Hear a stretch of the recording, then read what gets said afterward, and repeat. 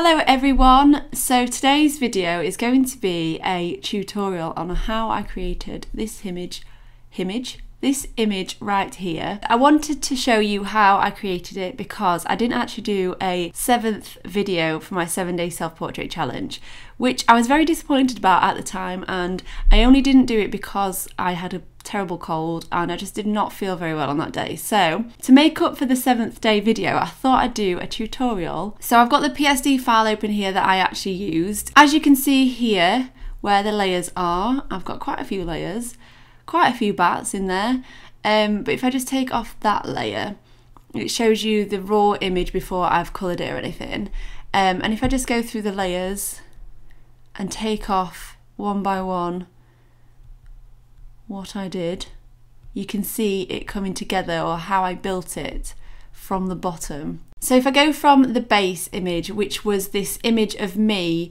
with my hands flailing in the air. Again, I had a cold on that day, so I was quite dizzy actually after I'd shot it. But if I just go to bridge here and I go to the images that we shot, so these are the images that I narrowed down for the base image. So I went through all these images and decided to settle on this image right here, which I'm about to open. The next thing that I did was go to image, canvas size, which I do this on pretty much every photo that I take, and match the height so that it becomes a square. I'll then go to the background layer, double tap it so it creates a layer so that I can work around this layer, you know, move the layer rather than it be a set background image. So to create the background, I already took some images of my background where I shot on this lovely broken wall, which is my favourite wall that I've ever shoot in front of. It's so good. I dragged and dropped that onto my base layer and then made it big by just pulling it and holding shift so that it stays proportionate, or the background stays proportionate, and then press enter. I'll then go to layer 1, which is over here, which is actually my background layer. So I'm going to drag this and drop it underneath the base image. I'll then go to my layer 0, which is over here. I should probably call this something, but I never really do. And then go down to this little button here at the bottom, which is actually a layer mask. I'll click on the layer mask and it brings up a white layer. Now these layers, if you don't already know how they work, if you paste on a black brush, it erases the background, and then if you switch it to a white by pressing X, it then adds the background in. So what I did was just erase the background of the image as much as I could, close as possible to me, obviously. So I just did that. And now you can see that it actually doesn't fit because this background layer, layer 1, the wall, it's very much in focus, whereas actually in the base image, it's very out of focus. So what I do now is go to filter, blur, Gaussian or Gaussian blur, we'll go with that. And then blur it just to match that background blur. So probably about there, press OK. I just want to add a bit in here. As you can see, there's a bit of a line. The next thing that I'm going to do is just darken the top layer just to sort of match this background layer. If you click on the image, not the layer mask, the image adjustments, brightness and contrast, and then I just take the brightness down a bit just so it matches the background a little bit more. If I click on levels, and I just see the levels here, so I might bring that in a bit, but that should be okay. That's all right. And then what I'll do actually with the background is if I just bring the brightness up of the background just a touch, yeah, you can just see it blends this edge in a bit more and creates more of a seamless join without actually having to go in and cut all this out, because that would be long. So yeah, press OK for that. The next thing that I did was take out the strings from my joggers. Originally I didn't want those in the image, so I was going to cut it off like here, but I thought it's going to be too low and too, you know, not enough me in the image. Now I do this by clicking on the layer again, go to the patch tool, which is over here, click on the patch tool, and then I just make a selection with the patch tool. It doesn't have to be neat because it is black, so it's not going to do much, you know, the details aren't there, you can't really see much. And then I drag and drop the cursor there and just go over these areas. This is a very quick way to get rid of things in a rush. There's a much more, you know, in-depth way, but for me this works, so I'm happy with it.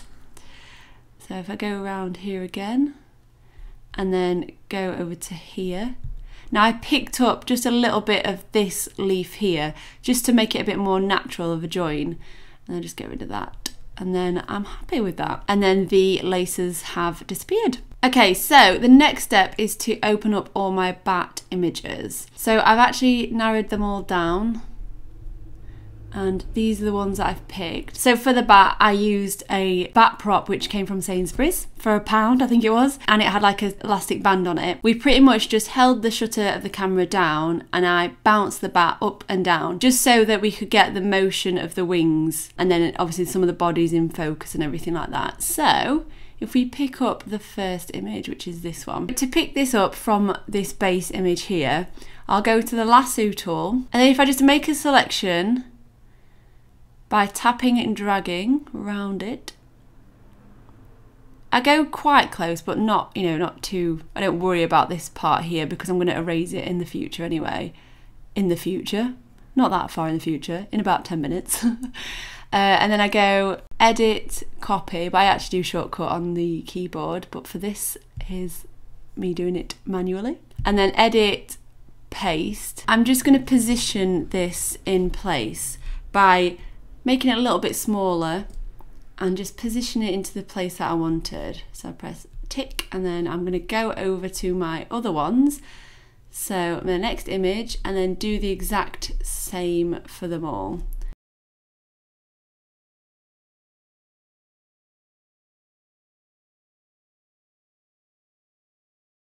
Okay, so now I've got them all in place, I need to take the backgrounds off. I'm just going to make these top layers invisible for now and start with the very first one. I'm going to zoom in. So I did these bats a little bit different to what I usually do. What I usually would do is add a layer mask and go round with a black brush, erasing out all the background.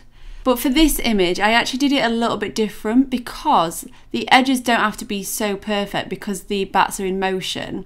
So I actually picked up the magic wand tool, pressed actually on the image, and then deleted the background. And this obviously is a very easy way of doing it. And I don't usually do it this way, but because they're in motion, it's not such a bad idea for this because it keeps it quicker. But as you can see here, there's going to be quite a sharp edge.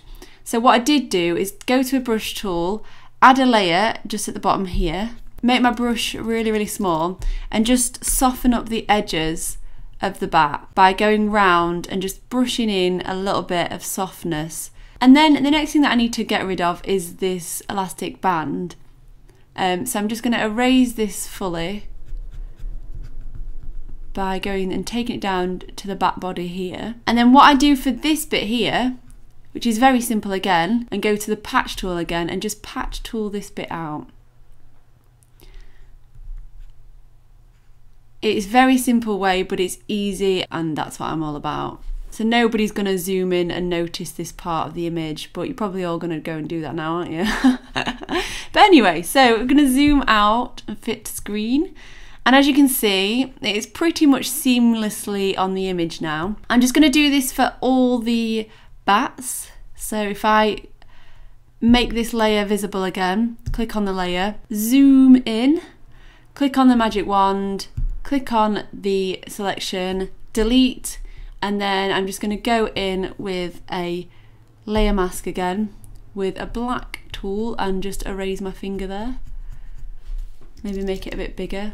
So I'm just going to go on to the next one, which is this corner one. And again, because this is quite blurred, I don't need to be so precise with it. Click on the layer again, go to the magic wand tool, click on the selection. If I just get rid of that. Obviously when you erase it, you cannot get it back because it's erased and gone forever. And then obviously I need to take away the elastic band bit here. So I'm just, so I'm going over all the edges with this brush tool. Just gonna get rid of that bit. Maybe go down a bit and get rid of this. I'm not very precise with this because, again, it is flapping birds, so it doesn't have to be so precise. And because they're blurry, they sort of blend in anyway. So if I zoom out, you can see that that blends much better now. So I'm just going through all the birds now and doing the exact same technique on each of them. Adding a layer mask, taking away the edges.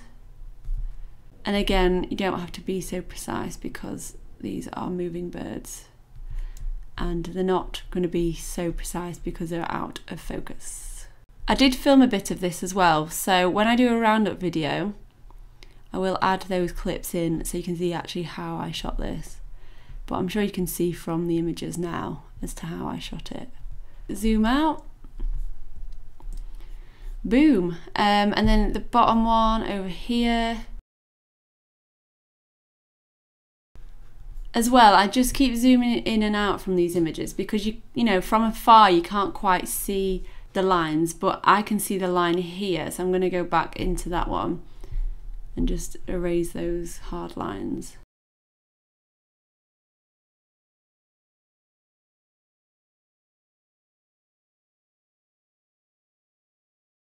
So I've done all of them apart from this big one here because this one was a little bit different to the rest of them. I'm going to do the exact same. I'm going to go to the magic wand tool again, select the background, just go around and delete this bit here. But because this is in the absolute foreground, it should in theory be out of focus. Again, I work at an aperture usually around 1.2 to 2, depending on what lens I'm using, but for this one I'm a 35, so actually I'm on a 1.4 at the minute with this lens. So yeah, the background's out of focus. That means the foreground should be out of focus because the main subject is actually myself and some of the bats which are closer to me.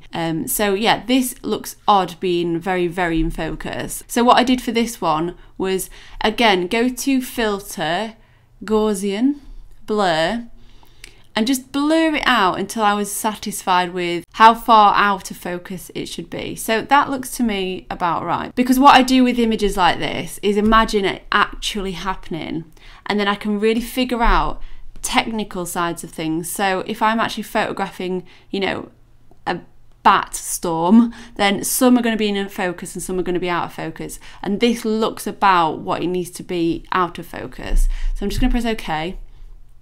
And then I'm going to go in with a layer mask. So click the layer mask, click on the black tool, and I've just noticed that here this is a bit white, so I'm just going to take away this bit and the bottom bit. And then as you can see from where I didn't erase the line around the outside of the bat wing, I'm just going to take off some of that so it blends in a bit more, because there wouldn't be a white halo around it because it's a black wing, obviously. But I quite like that highlight there, so I'm just going to leave that. Okay, so now we've got the image as a base and we've got all the bats in place, I think they're all looking great. There's a few parts of the image that I'm not so keen on, so I'm just going to go in and have a look and see what I can improve just before I go on and colour the image, because sometimes I miss things. So yeah, I just take my time having a look around. The next thing that I'm thinking that's a bit dodgy is the fact that my skin is out here. Originally, again, like I said at the beginning, I wanted to cut it off so that my arms and the very top of my body was in the shot. But because it works a bit better with a bit more of my body in, I feel like I'm just going to make this part of the image a bit darker, just to tone down my, you know, skin area. So I'm going to click on the top layer, add a new layer, so that there's a new layer at the very top. Click on the black brush tool, fill in with black this area.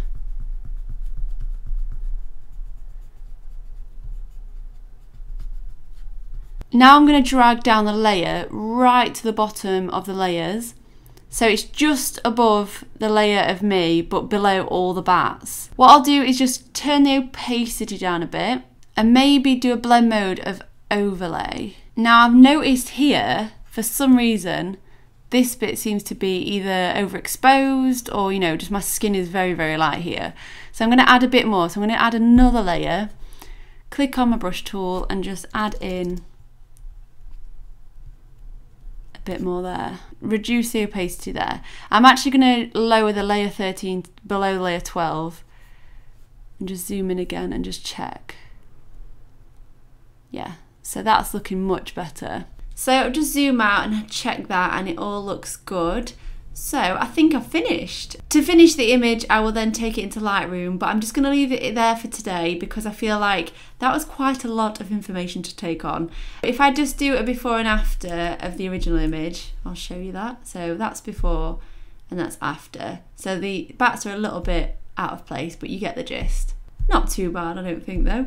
But yeah, so I really darkened the blacks and then lightened the whites and just made it really, really dramatic, just to add to the effect of the fact that I'm getting attacked by bats. I hope you've enjoyed this little tutorial. Thank you so much for watching these videos, and also thank you for joining along on my 7-day self-portrait challenge. I think I will do a little bit of a roundup video because I've got some opinions on each day, and also I've got some thoughts and feelings on the project, so I'd quite like to let you all know about those in the next video. But for now, I'm off to New York this week, so I'll see you when I get back, and thanks for watching and I'll see you in my next video. Bye!